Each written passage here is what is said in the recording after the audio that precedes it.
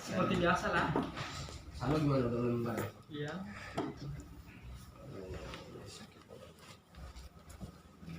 Kita langsung aja ya, buka dalam filmnya ya. Hanya pasal 1 ayatnya yang ke-5 sampai 10. Semua sudah berarti tidak?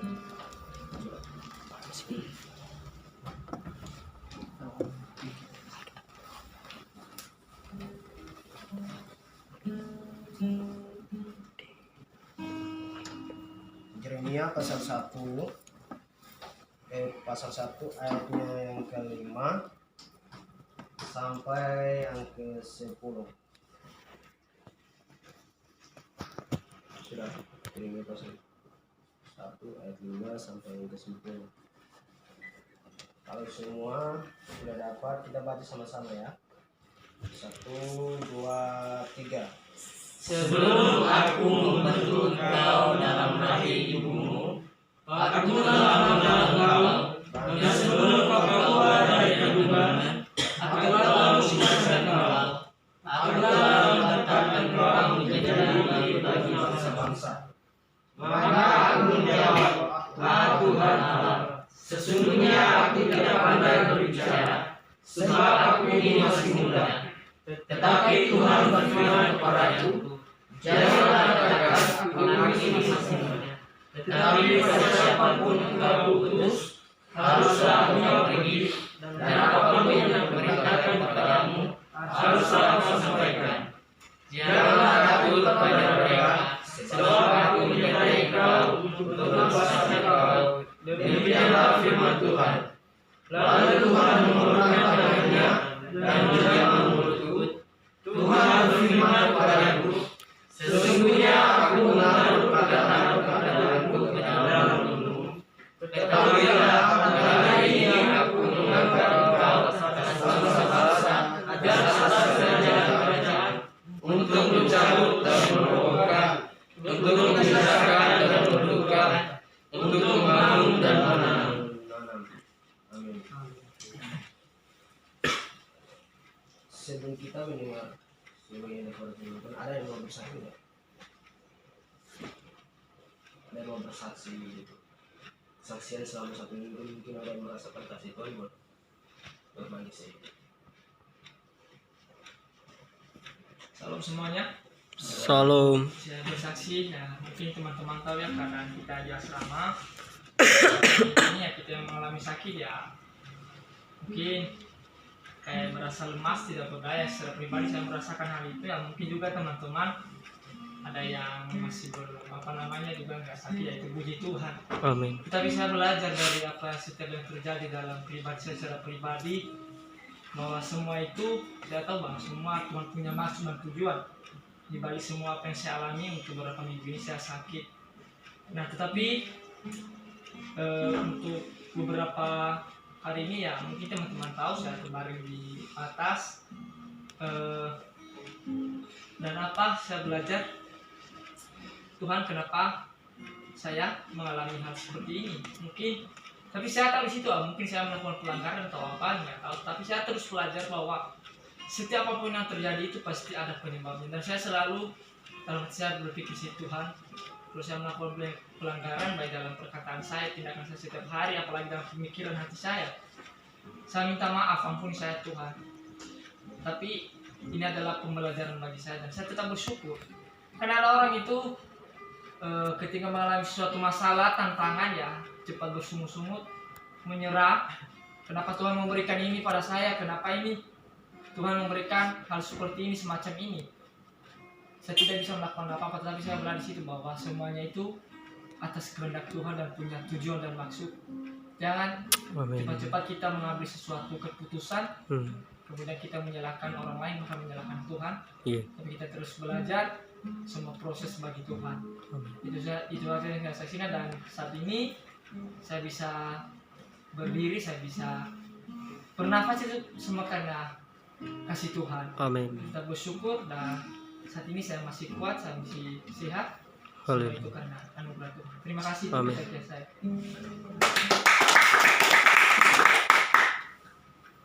dari kesaksian tersebut, semua yang terjadi dalam kehidupan kita itu ada hikmahnya. Semuanya ada hikmahnya. Amin. Semua ada hikmah yang perlu kita pelajari. Jadi semua itu ada maksud dan tujuan.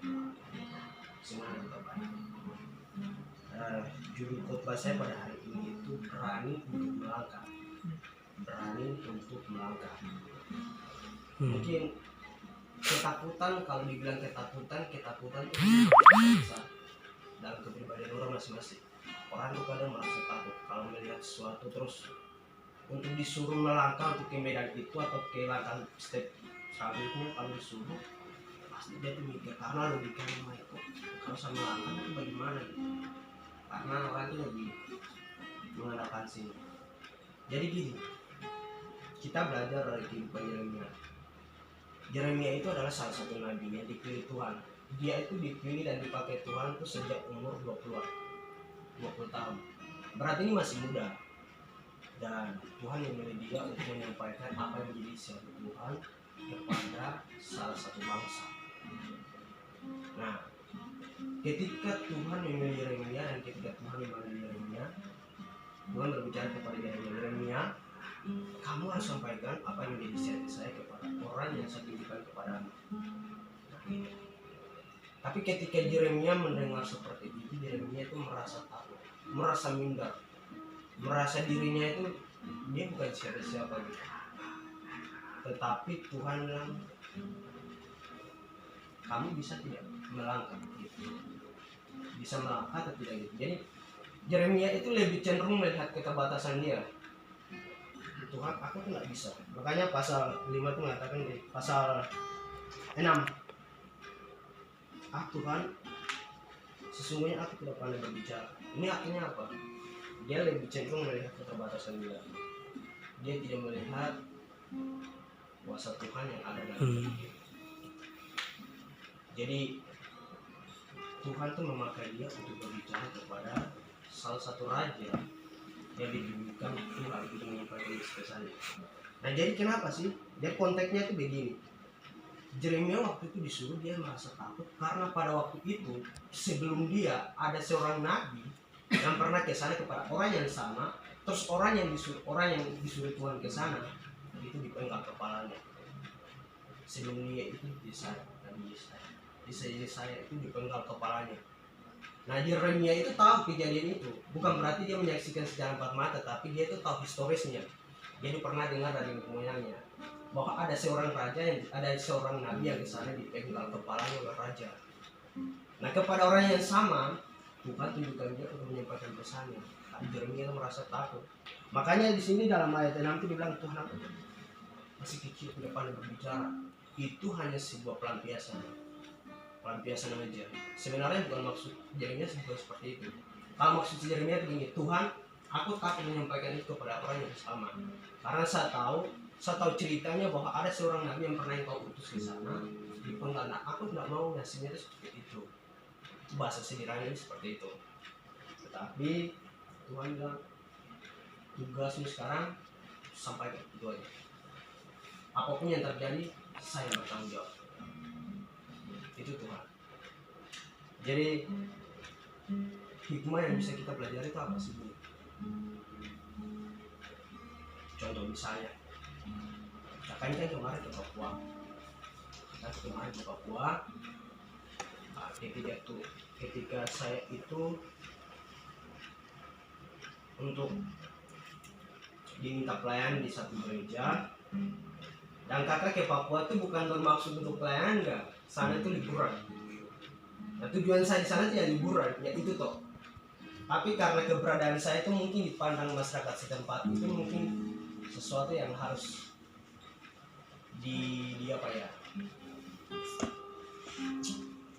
mereka itu mikir satu harus melayani gitu.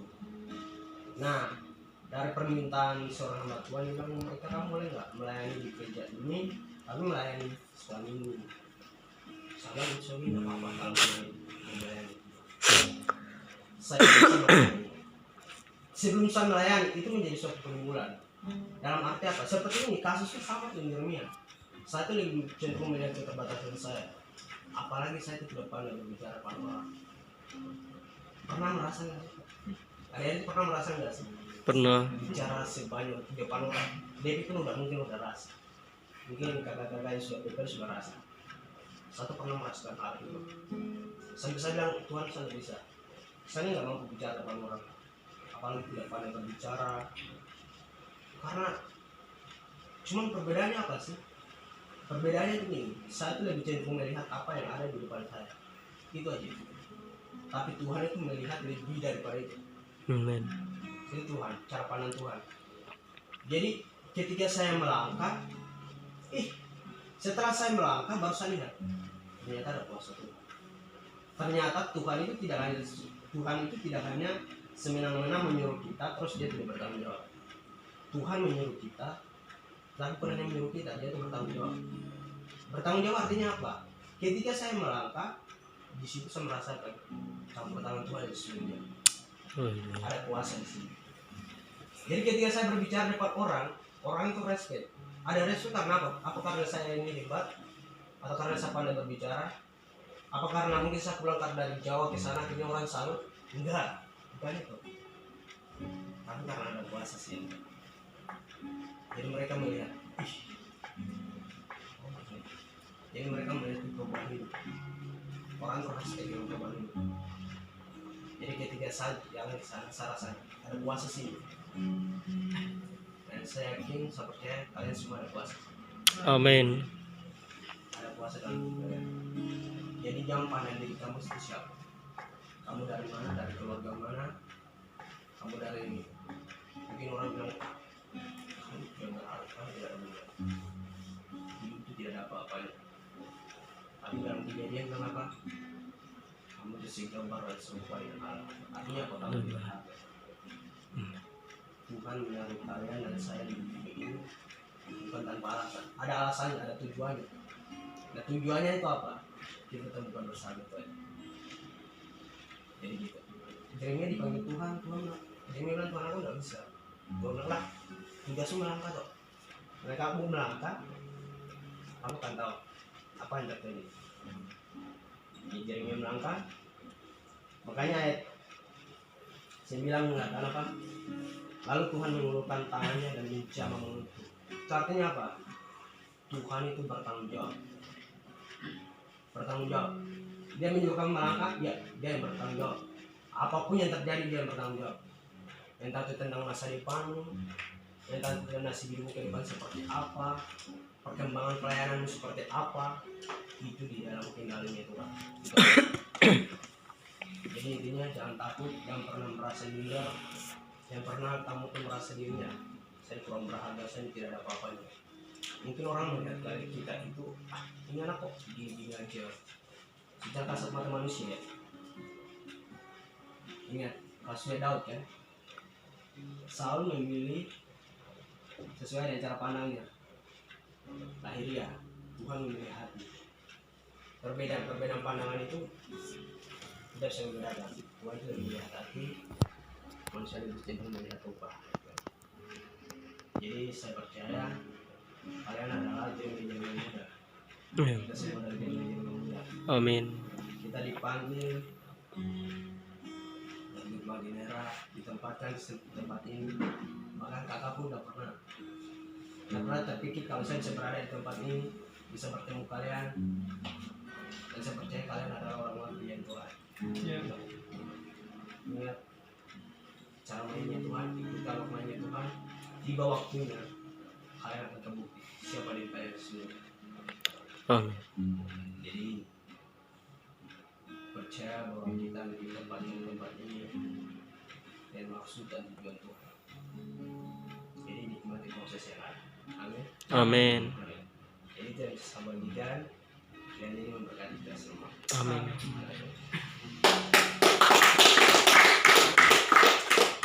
Kita nyanyikan Bapak ya.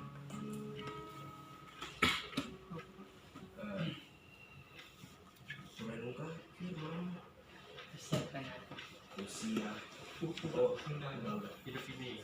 hidup ini